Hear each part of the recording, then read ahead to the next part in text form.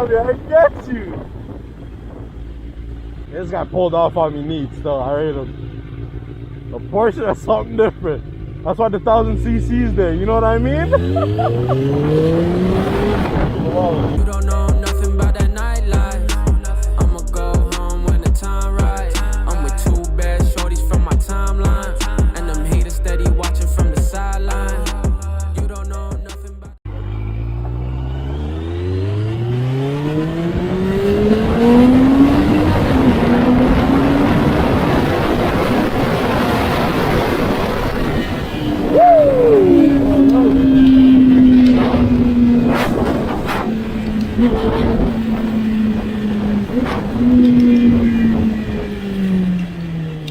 This is Moto Vlog episode 2.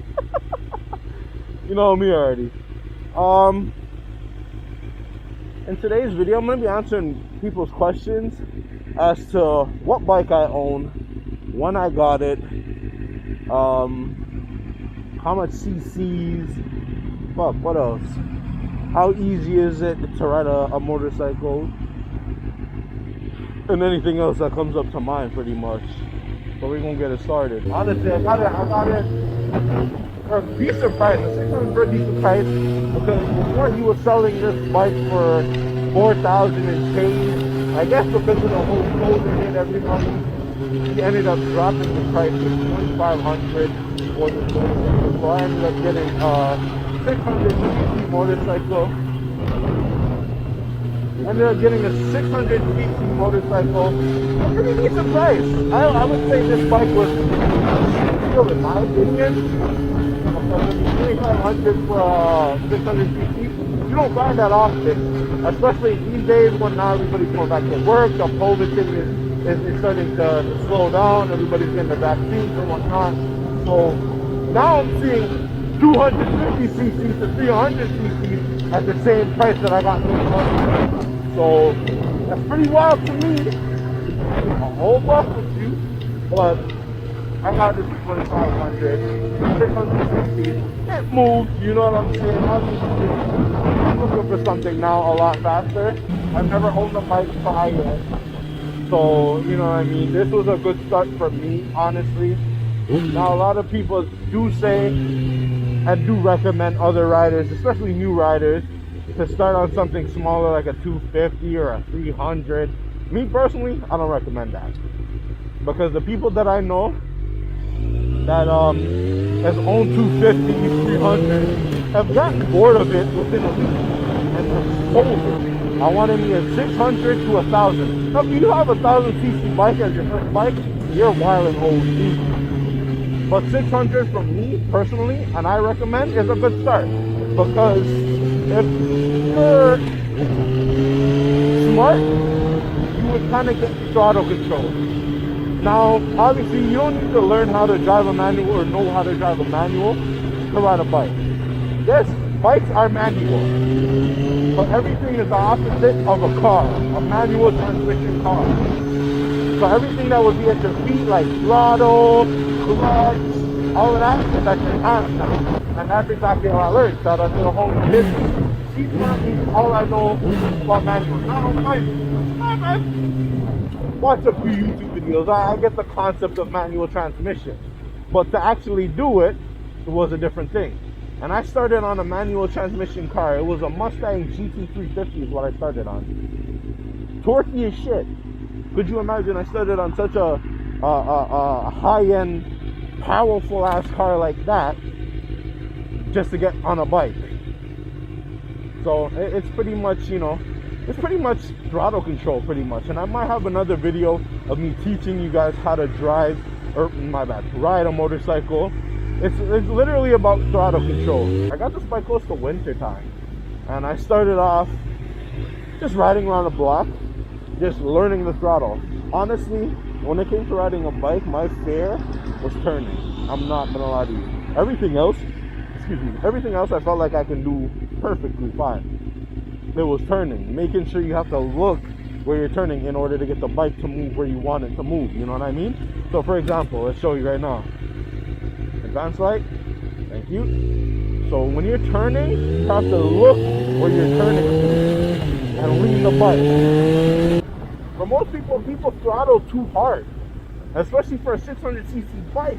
It's way too powerful for you to be throttling all the way. For example, I turned this throttle just a tad bit. Look, if you can see, I'm already moving somewhere.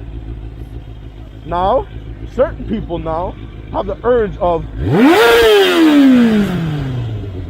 twisting their throttle all the way back. And as soon as you do that and you let go of the clutch, your bike is flying into somebody's house, somebody's car, into somebody. You know what I mean? It might just leave underneath your ass and fucking fly somewhere else. So for you to do that, it's a lot. People have to have patience when it comes to throttle. I knew from the get-go, especially driving a manual car, throttle is most important, but you have to know when and how much to throttle. It's like riding a bicycle pretty much, you know what I mean? You gotta know your hand signals, your left, your right, your stop, your go, whatever. The licensing is not hard to do. You know what I mean? That's fairly easy to do, honestly. I passed that and I didn't think I would. Because with my G license, I actually failed out 3 times. So that kind of discouraged me from even trying to get my M license. But I've been wanting my motorcycle license for a good minute. So to get it now was like a blast. Because right now an 82R is going for about a car. It's $61,000 for an 82R. So obviously I don't have that money right now. But I'm gonna have it in the next year and a half, 2 years, you know, especially if business is booming and whatnot. But yeah, 600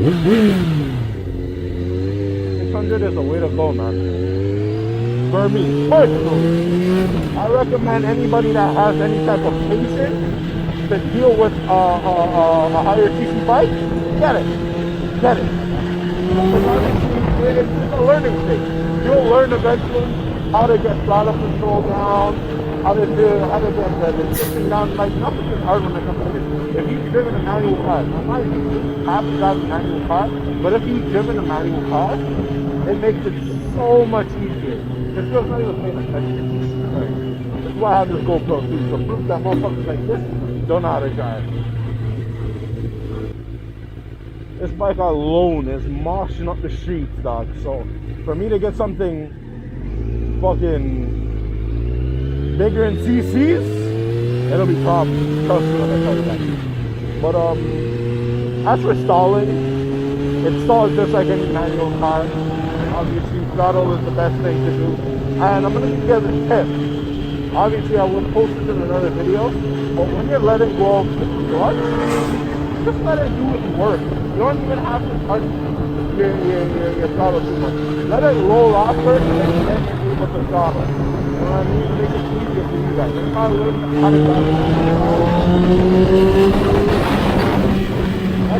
how to drive a manual car. So let go of the clutch and let the vehicle move for itself. And then you slow the throttle. You know what I'm saying?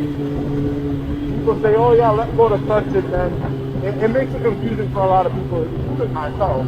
So just let go of the clutch a little bit, don't even throttle. Let the bike be ready to push off, and then you throttle just a tad bit. Because when you throttle, obviously you end up going, especially for a second here, you're fine. You need to like fly something. Now if it's flight you want to take, then hey, no problem. You just got to do it. Other than that, no, geez. Right now, on the middle of the highway, just, you know, do it up just a little bit, get back to the yard, and, you know, show you guys how we ride, so. If you guys don't, follow me on the social media. Instagram is YMHoyte. Snap. I'm on the Snap. It's YMHoyte. Twitter, YMHoyte, same thing. Yeah, man, just holla at me. And if you're a rider out here in Toronto in the GTAs, bro, holla at me and we can, you know, create a little thing, a little group, and have enough mans to ride out with, and we'll bust, you know what I'm saying? Hope you guys did enjoy this.